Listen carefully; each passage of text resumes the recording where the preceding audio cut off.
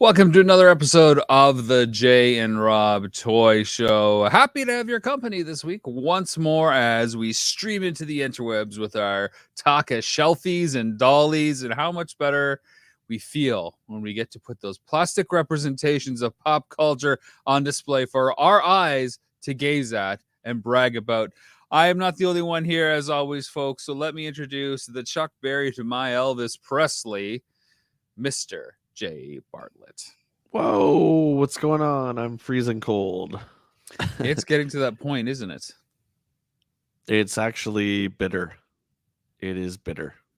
It's Um, we're getting snow and sleet and rain and dampness and it's the lovely curse of living in Canada, folks, in January. Gotta love it.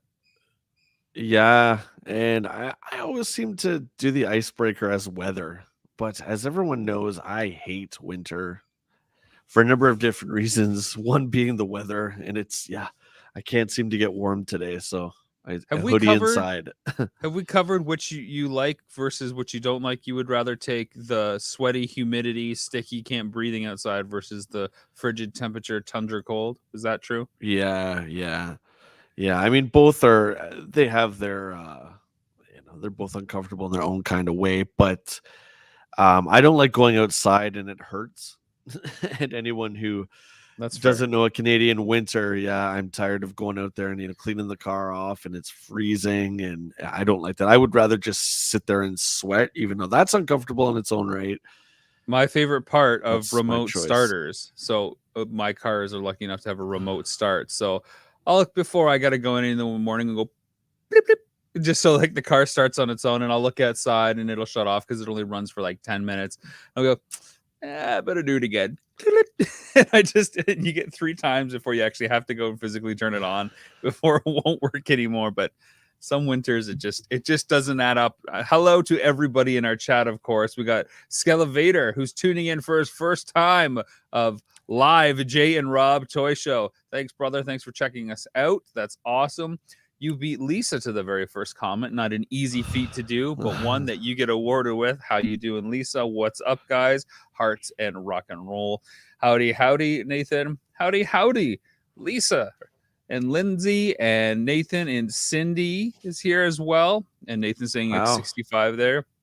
Pinky girl, what's up? 28 degrees in New Zealand is so hot. Jealous. Take that any day as well. It's all this winter is new to Lisa from because I believe she comes from quite warmer climates compared to what we're dealing with now. So that is fantastic that you get a whole new frigid experience that'll leave you scarred. What we call frostbite. Retro Universe is tuning in saying, what's up, guys? Only -1. Kind of cold for us old guys. I feel it in your bones. Yes, sir, you do. You need a whiskey or something by that warm fire. Cactus Jamie, of course, saying, hey, what's going on? Nice to see you again, brother. And Danny, he came for the promise of big news and he stays for the weather report. Well, you have come to the right channel. Dolly's is about the third on the list. Big news, as always, on the Jay and Rob Toy Show. Thank you for tuning in, of course. Big news, big news. Lots of stuff in the works behind the scenes. Big news, big news. Jay, do you have any big news you want to share? I got nothing. I'm waiting to hear your big news that you've been boasting about all week. So I don't actually remember boasting about big news in particular, but for Danny, I think we can always say that there's big news because it's always big news season. It's winter and big news here on the Jay and Rob Toy Show.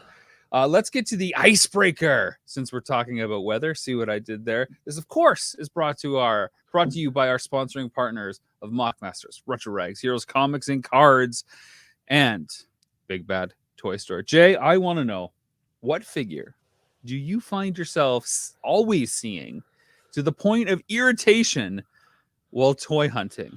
You're out there in the stores, you're looking around, you're like, there's that figure again. Yep, can't escape it. like a new one or like a classic? Just a Anything? classic. One that just seems to haunt your toy hunting dreams. It's not a bad figure. It's just always there. It's like a staple that seems to be in every store. I would say, just looking at the shelf, I see Aquaman from Superpowers a lot, an awful lot, Really? without the Oh, trident, which such a is good annoying curse. because I need the trident. Um, I see an awful lot of McFarlane's Spawn figures, and this is not McFarlane's fault, but to me, they all just kind of start to look the same after a while. They all kind of blend together. I followed Spawn its first year of issue in 1992, and then I slowly dropped off after that. So again, it's not Todd's fault. I don't know the name of the characters, but they all seem to kind of share the same kind of look, and they all kind of blend together. So I see an awful lot of McFarlane's Spawn. I find myself often confronting the bin of 2002 He-Man figures without weapons or any armor whatsoever. If I have to see one more He-Man or Skeletor from 2002 that's just been tossed aside into one of those milk crates or egg crates, whatever you want to call it, they just seem to be the dirty He-Man figure that turns up like a penny in every store. I don't know why. I see a lot of New Adventures He-Man, just He-Man. I've seen that figure an awful lot too. And of course, naked, no shield, no sword, nothing. See him a lot, which is a shame because, again, I got him from one of those bins and I desperately need his weapons. So, yeah, he's naked on my shelf. I think go ahead. Or I'm just looking at, I do see some superpowers too. Not superpowers, Secret Wars. But the ones I usually do see are always stripped of their paint. You see Iron Man with the nose hanging out, or Doctor Doom with no gears on his chest hanging out. I love that. That is so aptly the nose rubbed off. Yeah, I think a second or tertiary figure that I see all the time would be Phantom Menace, Obi-Wan, and Qui-Gon. They seem to be in every store as well. And in package in the sun. Always a package for $5.99, yellowed in the sun. $5.99. They weren't even in the window. They're in the middle of the store, but still yellowed somehow. 99 cents. 99 cents. $5.99. And 89 Joker. 89 Joker just always finds his way into the toy aisle somehow. Yeah. Not bad toys, but they're not great toys, my friend. We will be getting to the discussion later on of collecting struggles. I think was the bullshit topic I came up with this week. I don't even know if that's what we're end up talking about. I've got some points about that. But I have a game, Jay. I have a game for us to play if you would like to play another game. Since you had fun last week. Yeah, let's play. All right. So this is a quintessential Rob and Jay kind of game because I can't win. No, hey, look, there's no wrong answers. There's just never a right one. Okay. This is what would bother you. This is a typical Rob McCallum game for Jay Bartlett. What would irritate me when people walk behind me? I can feel it on my ass. This is what would bother you more. Okay, that's what I'm calling this segment. What would bother you more? Okay, and this is in terms of your collection. Okay, so you've got to pick one side or the other. So, what would bother you more, Jay? Only ever having 3 of the 4 Ninja Turtles, or no Han Solo? Having no Han Solo would suck. Why is that? More. Well, turtles are pretty low on the totem pole for me as far as importance go. I mean, I dig the 4 turtles, like we've talked about a million times. In the first wave, Shredder, Splinter, and beyond that, it gets a little silly for me. I mean, it was meant for kids, the cartoons. So, not having Han, he's one of the 3 heroes of Star Wars. That would be and especially since there's so many Luke Skywalkers, though. You get to have all your Luke Skywalkers. Yeah. Luke's out the wazoo, but no Han. I really couldn't care. I mean, I don't want to lose any of the turtles, but it's really the same figure, Rob. I hate to break it to you. It's not the same different figure. Colors, different weapons, different personalities. Now, for the follow-up on that, which turtle would you cast out and never have? Because you've said Michelangelo. So you'd never have Michelangelo. So Jay, as soon as you said that, our viewers just dropped from 2 to 1 viewers. Now we have that. Yeah, so growing up, we had our favorites. I can't remember who yours was. Leo? Yeah, that's right. Yeah, mine was Donatello, and now it's switched to the cynical Raphael. That's about right for you. Can kind of identify with him a bit more. Michelangelo too. If we're talking about the Playmates ones, which I adore, Michelangelo's weapons are almost always broken. Those nunchucks. So I have like a really really nice Michelangelo, and the nunchucks are in his hands. And one day I tried to take them out for some photos, and you could see The stress line. the chain part. Yeah, and I'm just like, you know what? Forget it. Even Raphael, I only have one sai in his hand because I can't get the other one in his hand. I'm like, you But know what? Forget it. that is how perfect having a Michelangelo in your collection would be, because you would want to have it pristine because it is so hard to get. Yeah. So for the sake of the collection, you're wrong for the sake of the collection. Mike, I apologize. I offended you. No matter what I would have said. All we're getting is bye, Mikey. As a fellow Michael, I'm offended. Again, our viewer count peaked at 2 viewers, and now we're down to 1 viewer because what's great about the turtles is that everyone has their favorite. It's pretty rare if you have 10 people in a room that the majority are going to say the same one. So that's a pretty cool thing about the turtles too. The next, which would you rather, or what would bother you more, is always Snake Mountain and never Grayskull, or never having a pure version of He-Man. And when I say a pure version, you can never have the original. You can only ever have Battle Armor, Thunder Punch, Laser Light, Flying Fist. All awful. So you have to either pick. See all of those, and I think I was more tolerant as a kid.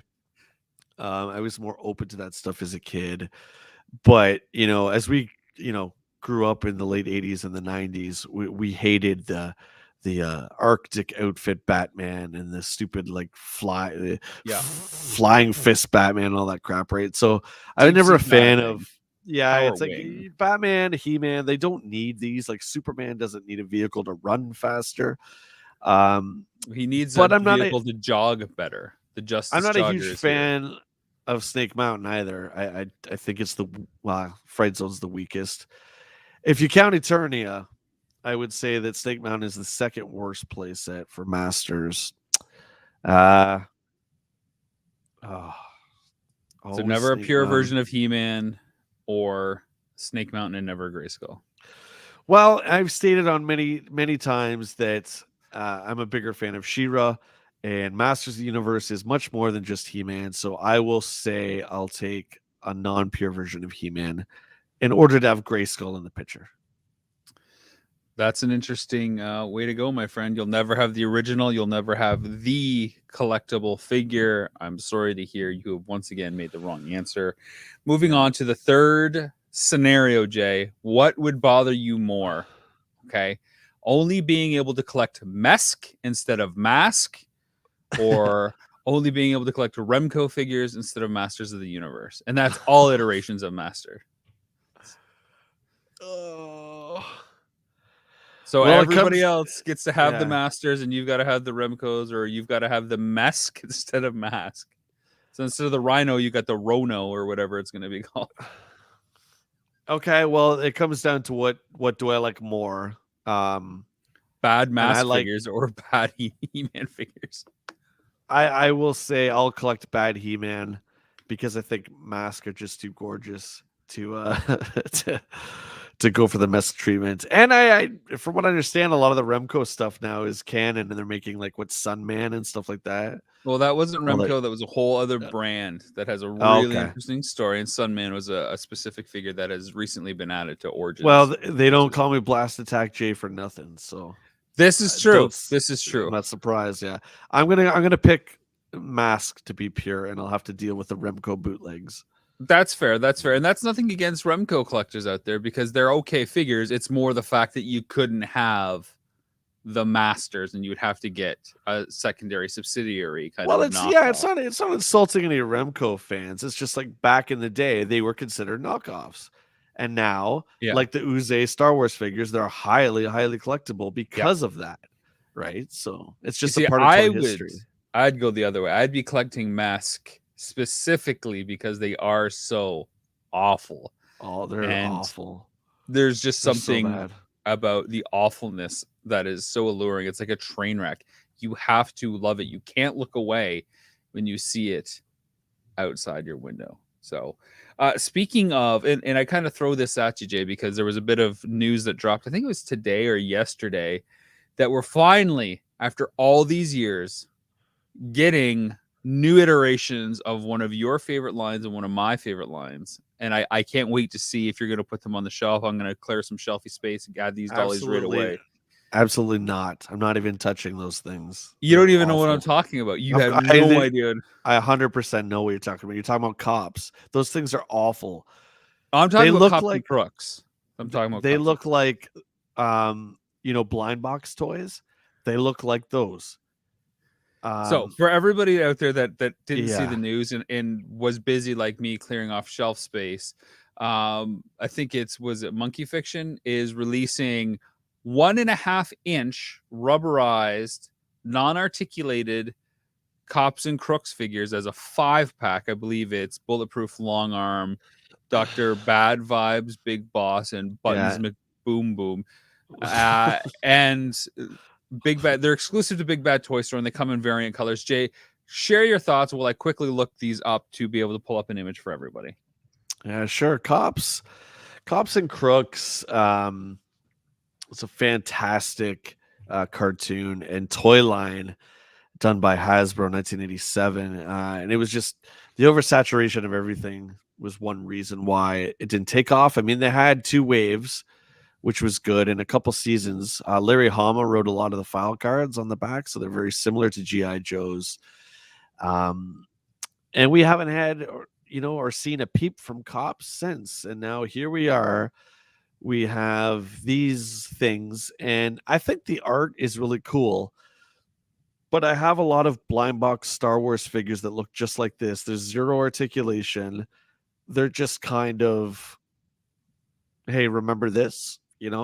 Um, Yeah, uh, I like the look and I like the stylized approach. It's not the way that I would choose to have this stuff come back by any stretch. I think it's an interesting approach to take the 1.5-inch sub micro level or approach to it. Like, why not a 4-inch figure? I understand if you can't do like something at 6-inch or 7-inch, but this is really small. And it's interesting that you brought up the Larry Hama connection, because the Cops figures were released as part of the DEA stuff and GI Joe with the same characters, so they are mm, part of the GI Joe canon. And it was confirmed that Hasbro brought a lot of those characters over for copyright reasons, from what I understand, to protect it and keep the IP protected going forward. But this is not Cops and Crooks. This is certainly not anything close to even the GI Joe scale. well, the closest thing you have, if you click on the package, Rob, for me there, Yeah. the closest thing you have is the original gray kind of grid pattern, and the font's exactly the same as well. Yeah. See the picture of Long Arm and Bulletproof there in the top right of the package. I mean, if they look like that, that would be kind of cool. But these are like squished, kind of weird baby versions. They remind me of Muppet Babies. Like, you know how the Muppets looked, and then the Muppet Babies were supposed to be, baby versions of those characters. That's what these guys look like. It looks like they went under shrink rays and they look like little kids with adult clothes or something. It's kind of odd And when to they me. also And see, they come yeah, in the this pink version, which is very so your muscle like. muscle, yeah, And yeah. then, of course, they have this green version as well. So I guess if you're like a big fan of muscle, like your good friend Justice Curry is, maybe this kind of fits in with that as an outlier kind of thing. But again, even the assortment of characters that they've picked here, I'm kind of baffled with, because you got 3 villains.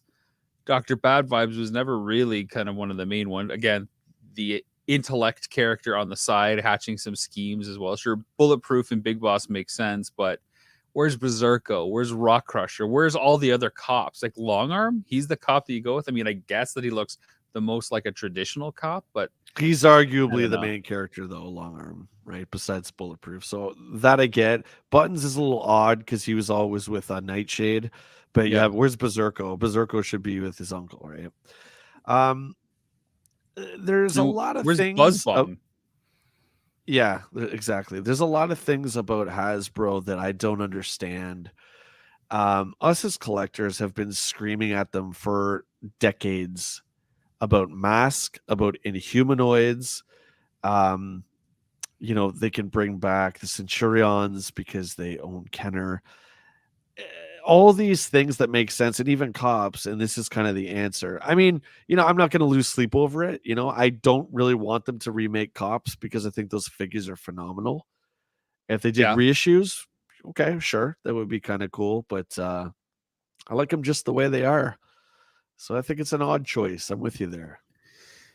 And like, so people are chiming in on the chat here. Cactus Jamie says, looks like they're trying to do what Muscle did. And Muscle had actually, was it, I think it was Super 7 that released Masters of the Universe Muscle like figures to fit within that. Again, I never bought into any of that Masters Muscle stuff.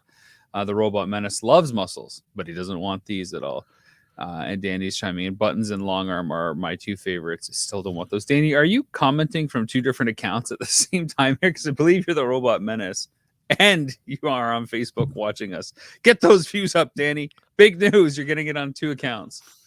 Yeah, I mean, I'm never going to be, upset to see one of my favorite IPs, show its face again. I think that's cool. But like we talked about in such depth last week about nostalgia, you got to be careful, right? I mean, it would be easy just to jump on these because they're nostalgic. But, even if they were Joe size, I think I would give them a whirl. Well, let's point to something that I know. think did it right, even though I think maybe the price point is a little out of our comfort zone, Jay. And I'm sure you've seen these. These come from Ramen Toys, and these are like Centurion knockoffs for more or less. Have you seen these? I have our good buddy Michael Mercy on his channel reviewed these, and they're actually really, really well done. They're obviously not licensed, but you get the idea of what they're supposed to be. They It's look clearly really cool. Centurions. They're called 80s Commanders, Yep. but they're articulated and updated. The problem was they're like $100 each, like US plus shipping. So the cost on that is just hard to justify, but it is exactly what you would want in a revival of a line that isn't like completely redone, but there's enough, looks like tooling differences to make it worth the plunge. I really honestly think these would have been a shoe-in for most people at something closer to the $50 price point, even $60, given it's more of an indie outlet compared to some of the other things. But 100 is just too hard to do. I mean, you're looking at $300 for the whole set. You kind of want to have the whole set probably, and then shipping, that's a lot of money for toys for those. Yeah, and I really miss the way things were where you got a companion piece with it being a comic book or a cartoon. So if they were going to relaunch Cops, I mean, that is such an easy cartoon to create again. You could do a Netflix cop show, make it a little more, adult, because, very early on, the cops stopped using their guns. The first few episodes, they used their guns, and then all of a sudden, it's just like, oh yeah, well, I don't think we can do that anymore. So there's no guns in Cops, which is kind of funny. But yeah, I mean, I want a comic book. I want a companion piece. It just makes the IP more exciting. Well, it gives you something to tether to, right? Because I remember when we saw the Skelegod figure from Revelations, it was like, okay, am I going to feel great about this after watching the show? Like, is the show really going to sell this figure? And I got to tell you, I was much more interested in the toys and the subsequent waves of Masters of the Universe Revelations once I had seen the cartoon. If you would have just put those figures out without that media, it would have been like, disconnect. I'm not sold quite enough. Seeing the show, seeing how it unfolds, you get to form those attachments, which is exactly what they do by design. You get hooked into it, so you want to have the thing for the feelings that you attach to it. You want to put it on your shelf because that is who you are, and you feel better when you can do that because you're a shelfie, you're a shelfer. Just that's how it works. And when you can't do that, it's like, ugh. You got to really reach into the bottom of those nostalgia feels, in the case of Cops, to get that. But at $30, it isn't a lot for those 5 rubber figures. It's the cost of one Black Series. Yeah, that's a good thing. But I would hardly call them action figures. Those are more just like little things you'd put on your desk at work, or on your, I don't want to say bookshelf, but like in the corner of a shelf or something. Yeah. It's not really like a centerpiece of anything. You can't move them. They're just kind of like statues almost. Now it's interesting. It's interesting. It's definitely a collecting struggle, not to get away from our topic tonight, when we see stuff like this, because there's a part of me that says, you should want this, or you should try to support it to hopefully get the thing that you truly want later. You know No, what I I mean? can't. I It's can't just like, oh, subscribe I to can't. that. It's not enough. But like we've had the same treatment, right? With sectars, instead of the Yeah. 7-8 inch, we got the 3 3/4 size, and it's like, doesn't quite hit Mhm. the mark. We've seen it with GI Joe, of course, and we've seen it with Dino Riders as well, where they came back with Yeah. little miniature things. It's just like, no. And then of course the popular argument is, well, you didn't support that, so we can't give you a full-fledged 6-inch line. Yeah, I can't get behind that. Hasbro has more money than they know what to do with. It's not a risk to them. And I guarantee you if they did cops, it would sell. I guarantee you it would sell. If they did Inhumanoids again or Mask or any of these other, under the radar, and I say that with a grain of salt because I know there's big communities, but I mean not talking about the Yeah, the big five. Some of the lesser known ones, they would all sell. I mean, the company you just showed, I can't remember the ramen toy. Centurions, Ramen Toys. They're doing essentially unlicensed versions, and those are doing really well. So Yeah. yeah, if you brought out Inhumanoids again, come on, man, Apparently, Ramen it is would also work. doing Silverhawks now as well. Yeah, And I believe they're supposed to be going after the Vac metal look. And I think it is at the 4-inch scale, just like the original ones were. So time will tell how that rolls out. But yeah, I agree. I don't like that. Here's the thing that you love in the form that you don't love it in or never had it in. And it's okay to have a difference if it makes sense. Giving us, as Nathan says here, pencil erasers in the form of our characters that we like in a show just yeah, doesn't work. yeah. And That's a struggle. I think Masters of the Universe is a really good example of what I'm about to say, where they got you covered. Mattel's got you covered, right? You got your classic stuff, you got your new stuff, you got your kid stuff, you got your Lego stuff, and there's probably more I'm missing. Whatever you want, it's there for you. It's too I much. think there's too much, but you don't have to get it all, right? I mean, if Oversaturation is the problem, though, right? Like there's no cartoon or media for Origins. There's nothing that ties in the yeah, mega blocks, so you're but gonna have to buy into wanting the mega that's block all system. that's all because the Kevin Smith haters, the people who don't like Revelations, you have every right not to. I'm just saying they No, want your money regardless. It's like, okay, well, you don't like this, well, you like the old stuff, right? So and you like the mini comic? Okay, well, here's Beastman for the mini comic. Here's Stratos with a different page job because you look like that for one page of the mini comic. yeah, and if you're Yep. a mini comic lover and you live in an international Yeah. country, you're not going to get words in your mini comics. So deal with that. Yeah, that's great. I just write my own in. I make up my own damn stories. Isn't that what you're supposed to Lips. do? Just write in with big crayon letters. This is Yeah. what Beastman says to He-Man. That's Yeah. what I thought was supposed to happen. Let's talk some collecting struggles. I want to also thank everybody for watching episode 9 of the Jay and Rob Toy Show this week on Jinx Esports TV, where we delved into kind of part 1 of Masters of the Universe, looking at vintage 2002 and classics, and revisited the collection of Justice Curry, who, interestingly enough, has torpedoed so much of his Masters collection on card that we showcased like mere months after filming that. It's kind of like frozen in time now, his collection that we've got on film, because it does not look like that. He Yeah. even sold his Megator and Titus that he had as well. So Wow. yeah, Well, he just no personal attachment to it. So why do I have these other than to have the complete run? No connection to it. I just want stuff that speaks to me more. So when I look Yeah. around, it's like, yeah, that matters more to me than checking off a box. Exactly. And that's what it should be about. It should be about what speaks to you, not what you think you should have or what others think, how others tell you how you should collect. It's like, oh, you got to get the whole collection or you're not a real collector. It's like, nah, I'm just going to if I just want to get one figure, I'm just going to get one figure. So I don't blame them for getting rid of that stuff. Although I would like Megator and Titus. I think they're pretty cool. Before we switch on, Danny comes with an interesting point. Maybe toy companies don't want to compete with themselves.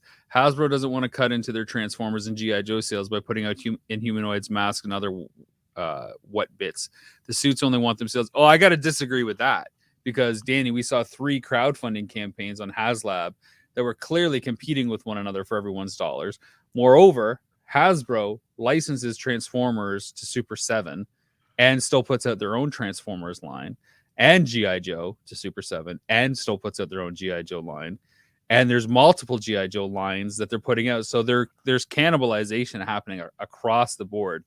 And it's, do you want the options as a collector to collect what you want at the risk of everything being oversaturated and going away for decades, or do you just want something that's done right, that's tangible, and that you can just get here and there without having the pressure to do it? What do you think, Jay? I kind of see what Dan's saying, but I think ultimately, for the most part, we spend so much on this stuff that we would find a way, you know. For the 10 people out there who like Inhumanoids, if they released it, you know, we would find a way to get them. So our disposable income seems to be never ending. You just got to be careful.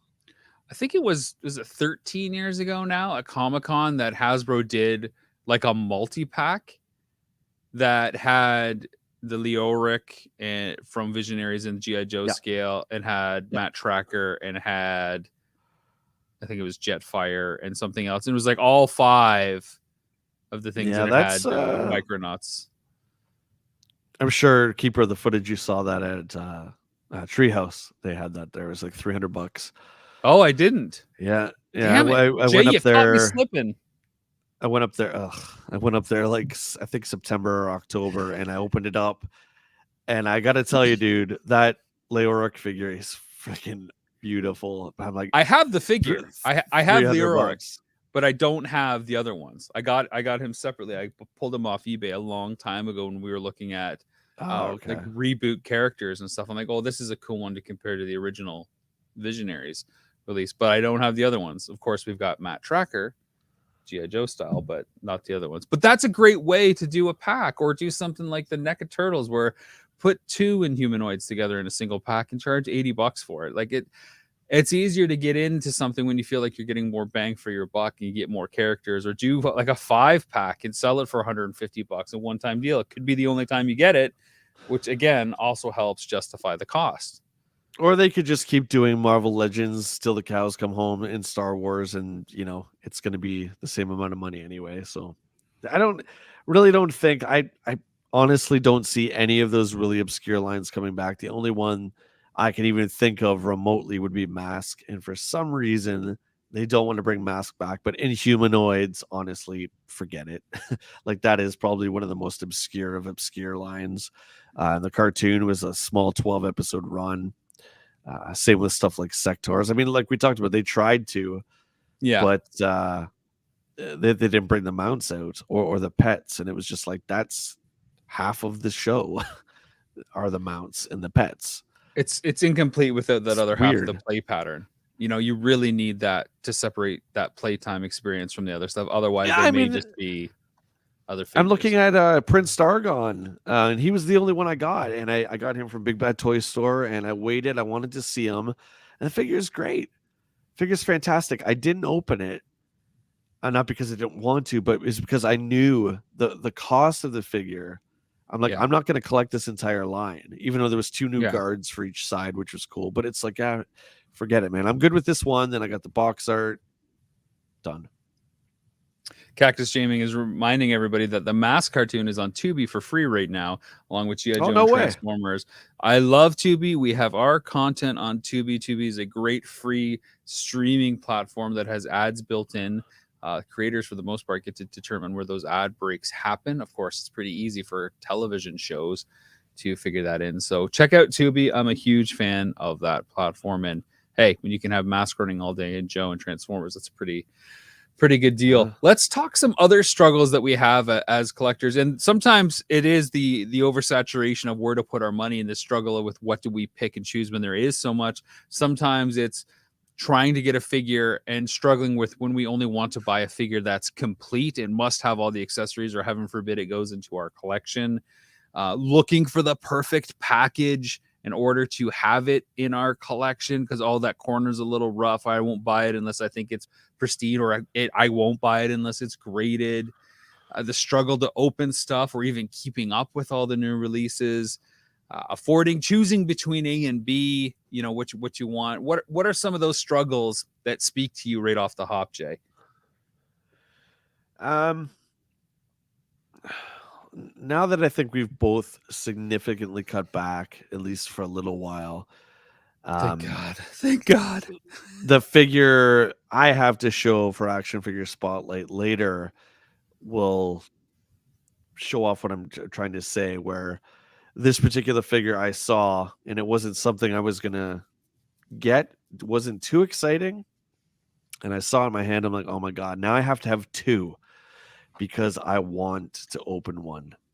And we'll save that for the end of the show. But the struggles I still have are damaging box art because I'm such a fan of art. If you could see the studio and if you could see Rob's studio, it's covered with art, action figure art, video game box art.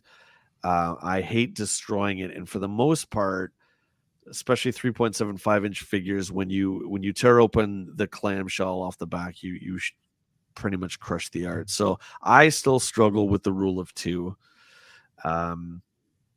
The price point on the figure I'm going to show you helped make my decision a lot easier because it was expensive. So, but that's one struggle. Yeah. What about you? I agree with that struggle, and it was today o'clock when I realized that I like having figures on my wall very specifically for the visual presentation of having them clustered together. So whether it's Turtle packaging or Star Wars Power of the Force 2 packaging clumped together or Masters of the Universe packaging, I simply like that on my wall as a visual cue, like I would have a poster. Like in my walls, I have both posters and art prints and figures all kind of mixed together. Yeah. So I've come to the determination that it's not about opening everything and freeing things from their plastic prison, and it's not even about preserving that figure or damaging the card. I just like to have that visual look and busyness and those graphics on my wall to look at. Yeah, I agree. Yeah. Then for me, it's like, okay, well, what do you open then? And how much of one kind of card art do you want? And where do you pick and choose what goes on the wall? Because there's only so much wall space, like shelf space. So for me, again, it's like, okay, well, if I'm going to open stuff, I'm going to really just focus on the stuff that I want to open. And that's the stuff that I'll buy. Because it's fairly easy for you and I to take up wall space with figures. It's got to look nice and it's got to be organized and focused and, presentable, but it's not a hard task to zap up wall space in a hurry. Even if we put a shelf up in front of it, like one of your Deltoff cases or one of my shelves that I got here, it's pretty easy to fill up that space. So if I'm focusing on the walls and they're done, then it's a struggle. Okay, what do I open and what do I put that money in? That's the struggle for me on that side when it comes to opening. Yeah, and of course, like we've talked about before, money. The cost of figures average $29 Canadian. I mean, that's a lot. That's a lot of money. So to buy two, that's $60. I struggle with, in particular, with Marvel Legends, with Daredevil. I have lots of Daredevil figures. We picked up some shooting season 2, stuff that's, not for the auction, just for our collections. And struggling opening those. To the characters I really, really love, I like to have representations of them loose and on the card. So again, when we hit to Action Figure Spotlight, it'll all make sense because I kind of understand. It's a little bit of a tease, a little bit of big news coming up, Jay. That's what you've done there. You've done a little bit of. Well, it's not big news. It's nothing that's going to be. It's not like this thing. Like that's big news. That thing is wicked. Anyone out there who knows what the Killer Whale is from 1984, this is one of the coolest vehicle/play sets out there. And I just wanted to put it there, and I wanted to give a shout out to Dark Matter Toys, where I got this baby a couple of years ago. It's 100% complete. Killer Whale. That's a great vehicle playset, and I remember and I could call it vehicle playset because it's a bit of a hybrid because you can it's a vehicle, but like the Falcon, there's so much room to put figures in there. I guess another struggle that I find is furthering the appreciation of the stuff that we've got, right? We can buy it, we can open it, touch it, play with it, pose it, put it on the shelf. But like when we were kids and we'd get a figure, that figure had a whole second life into the playtime routine. Like it altered playtime. It made playtime more fun. It was now part of the mix, and there was that further appreciation for it. And when you're done playing, you set up all your guys on the shelf again. Yeah. Because we don't play anymore, aside from what I do with my kids, I'm trying to figure out what is that missing ingredient. Video games, we can collect video games and we can still play the game and enjoy it like we did 30 years ago, or have different thoughts on it now looking back. It's kind of hard to do that with figures. So I'm struggling to find another way to bring that appreciation up to a whole nother level. Sometimes photography with the stuff that we do helps. And of course our series, but I don't know. I struggle. I mean, we spend a lot of time talking about it, right? We have a weekly show. We have 2 TV shows where we focus on toys. I think that is how we play now, is talking about them, holding them, discussing them, making fun of each other, that kind of thing. Yeah, that's fair, but it's not like, I guess Action Figure Spotlight is like when we can show off a new toy, but we don't need to buy anything to talk about this stuff. We've kind of proven that with the last 8 weeks, where we can stop buying and still just talk about them without acquiring. I want to suck more fun out of the acquisition, like in a good way. Like, how do I get more out of all the purchases that I have? Well, I would say, one thing that I've enjoyed doing over the last few years is action figure photography. And I don't do like sets. You do a lot more set building than I do for your stuff. But I enjoy just setting up little battle poses and just shooting. And I think it's a lot of fun. And it really is playing, because, you're going to pit, Duke against Serpentor. You're going to pose them in a kind of battle way. They're not just going to be standing there like Star Wars figures, right? They're going to be in cool battle poses. Yeah, I like that. I like recreating the cartoon stuff. And yeah, man, you like I said, you have a lot of that stuff. You have those castles, and you have like old war, bricks and mountains and trees and stuff like that. Like, that's really cool. Yeah, and the worst part is I bought more to coincide with the ending of the last photography stuff that we shot for the Jane Rob Toy Show, only to have that end. And now it's just like sitting in a cupboard waiting, all this foliage and all these bricks and everything. But you can't do that every day, right? I mean, I guess you can't do any of this stuff every day, so to speak. Yeah, but we talked about the big difference between video games and toys. And one of the big differences, we were trying to do, decide what to do after Nintendo Quest. And we said, well, do you want to do Nintendo toys? Quest? No, Super Nintendo Quest. It's like, what is the difference between games and toys? And video games, you have to pay attention. You have to be there to enjoy the game. That the whole point of it is you're sitting in front of the TV and playing. Where toys, you don't always have to be at full attention with. They're on your shelf, and you kind of look at them when you want.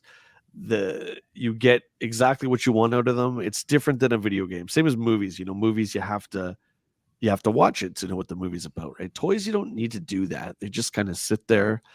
It's just a little bit, I think, easier of a hobby to maintain. Not price wise. I think they're both expensive, but you get what I'm saying. Yeah, and you see, like with a movie, you could be one and done, completely digest it without having to go back for second viewings and still converse about it.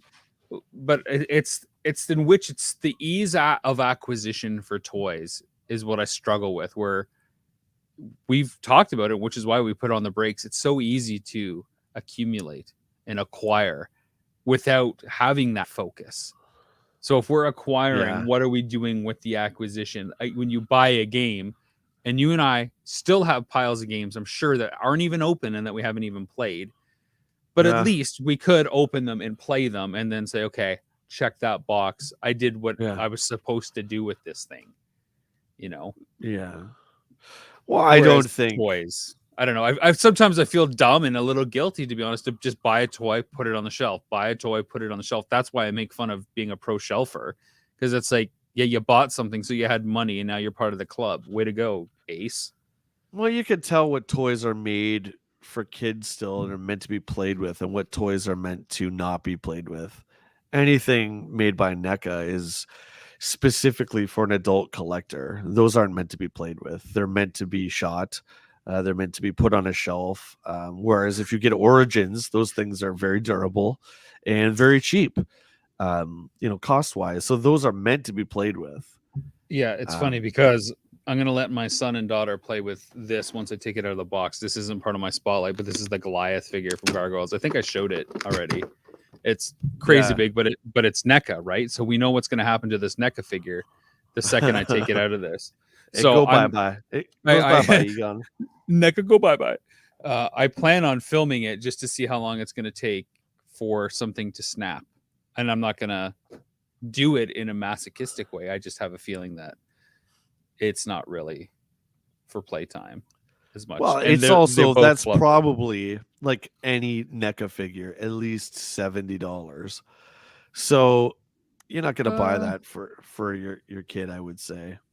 Yeah, to I don't roughhouse think it was around with. 30 US. I don't think it was that bad, but yeah, Yeah. 30 US. But still, it's not. Your point is made. Do you want to get to action figure spotlight, Jay? Let's do it. Yeah. I'm sick of struggling about our collecting struggles, or at least mine. The therapy session is over. Let's talk about toys that we like that'll go on our shelf that I actually won't get more fun out of. You go first since you teased it. This was a figure line that I saw. There was a couple of figures in the line that I was really excited about. I'm not a huge fan of reaction figures, and this would be my first one. Oh my goodness! It's one of those cases where you really have to see it in person, and this was what I was talking about the fantastic box art, where I wanted two of Snake Eyes. Yeah. Sold, huh? So here's the thing, though, right? So I got Snake Eyes and I got Quinn.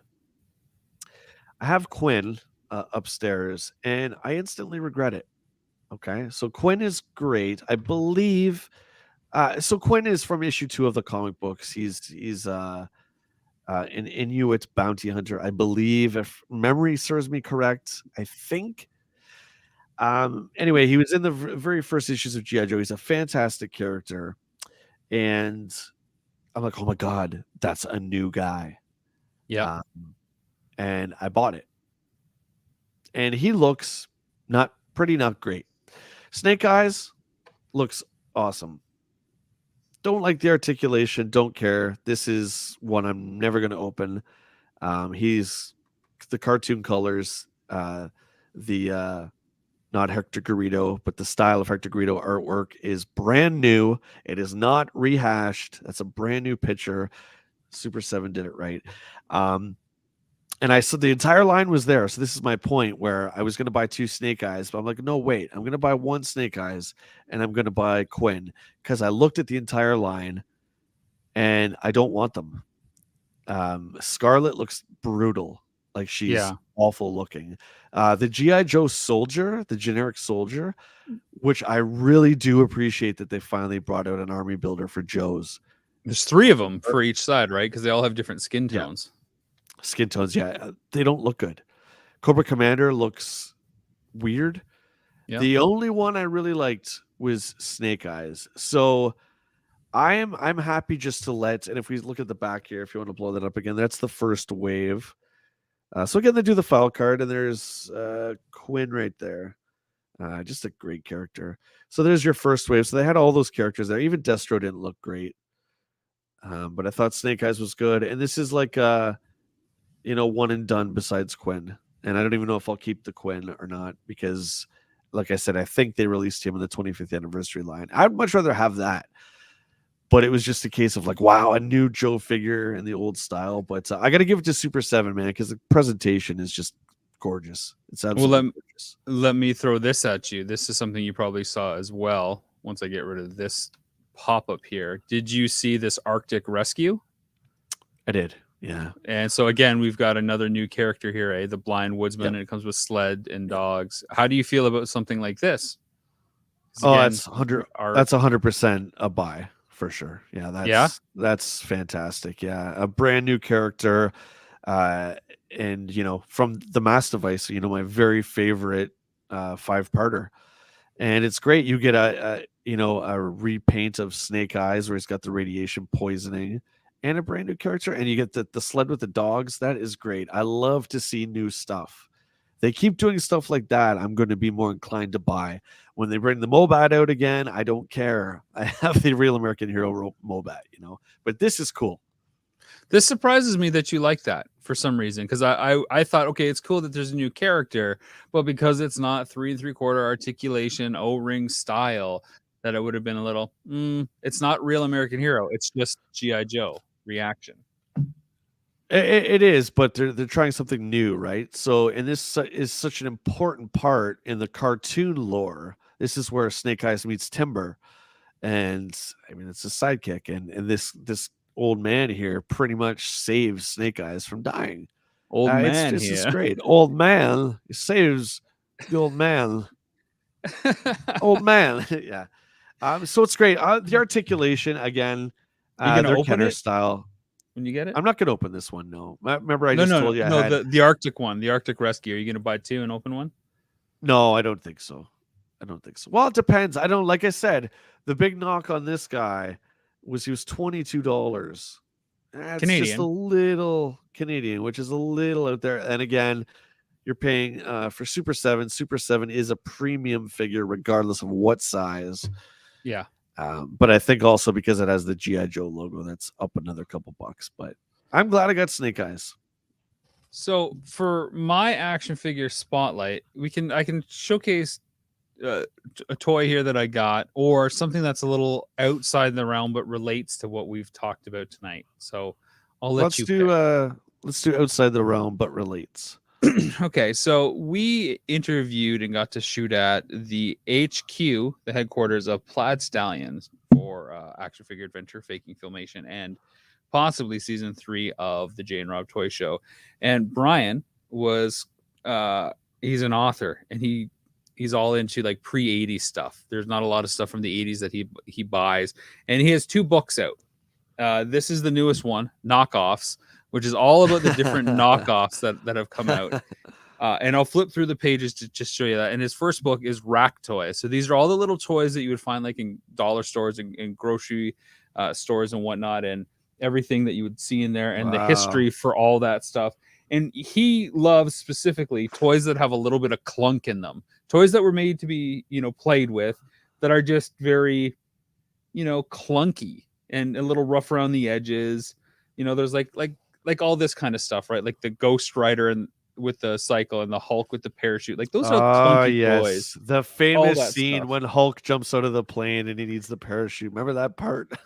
Yeah, so like basically like rack toys, right? We've seen these in dollar stores for our entire lives, but the Knockoff book in particular is a subset that I've always wanted to know more about. So when this got announced and subsequently just released, I had to jump on it. So you can see here, like we've got some pretty cool high-end type photography and scans for all of this stuff.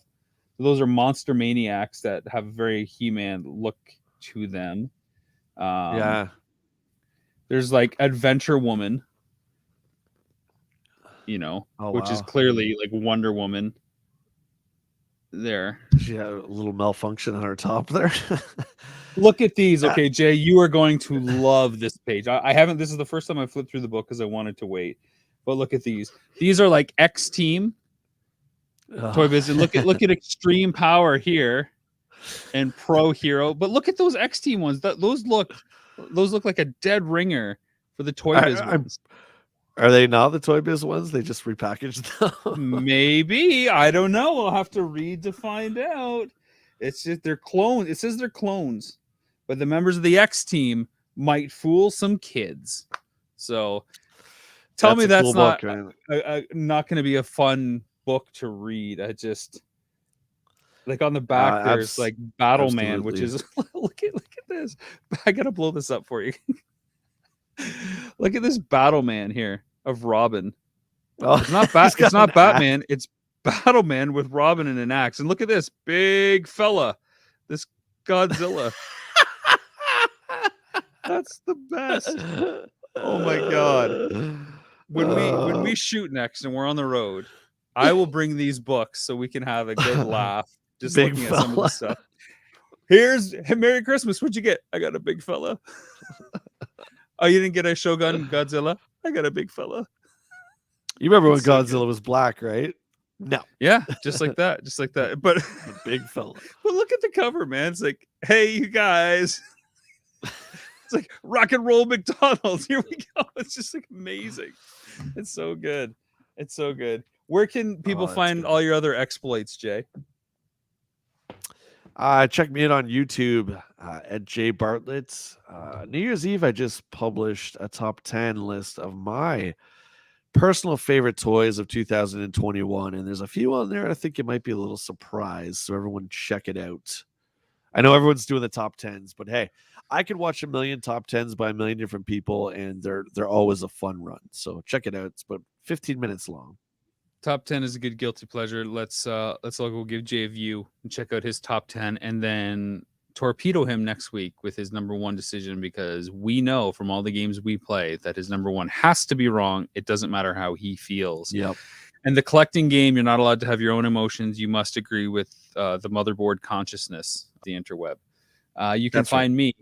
You can find me on Twitter primarily. That's where I like to have most of my conversations these days, at Rob McZaw. But you can also find more of our adventures and updates at Action Figure Adventure on Instagram, at the Jay and Rob Toy Show on Instagram, and at Rob McCallum Films on Instagram. There was a big Kickstarter update, so maybe this is big news for all the non-backers of season 1 of Action Figure Adventure. We will be coming at you with another Kickstarter campaign for season 2 of Action Figure Adventure.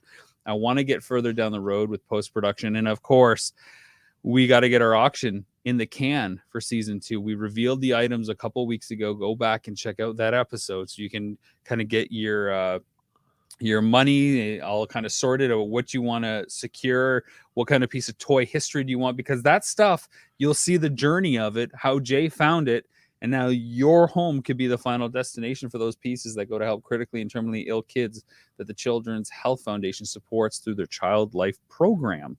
So it could be a cool piece for you. And I love that part of the story, right? When you look on your shelf and you see it, that's not just something that's shipped to you, but that's something part of bigger that you're now a part of.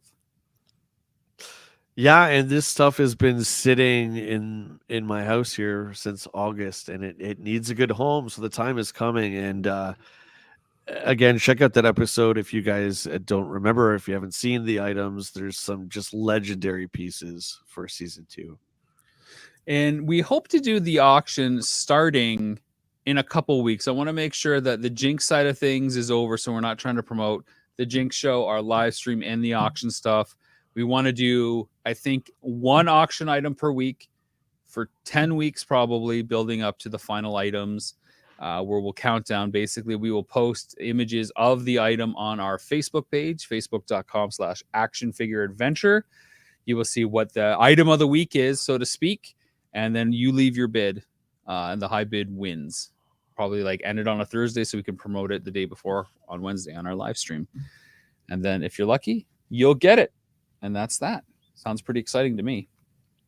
Are we allowed to bid on this stuff? Because that stuff is pretty great. Oh, I'll be bidding on some of this stuff. Some of this stuff won't be leaving here, I'll tell you that. Wow. Maybe it will. It depends who the high bidder is. Yeah. It'll save on shipping. That's for sure. That's the nice part. Thanks again to everyone who tuned in. Again, we have such a loyal bunch of friends who tune up. Oh, Kyle, you're the best, dude. Thank you. Yeah, guys. Yeah, thanks for tuning in. I appreciate you guys following us every single week and joining in. I love having conversations with you guys back and forth. It's awesome. So thank you. That'll do it for another episode of the Jay and Rob Toy Show then, everybody. Thanks for tuning in. As Jay said, we appreciate your camaraderie, for you putting up with our weekly hijinks in the realm and world of toys. We end every episode. We try to. We don't end every episode the same, although we strive to. For the love of toys and the warmth of scarves, Jay, take care of yourselves. And each other. Because playtime is the what, Jay? It's the bestest time I ever needed. I can't wait to do some playtime. when we're allowed to have playtime. See you guys later. Cheers.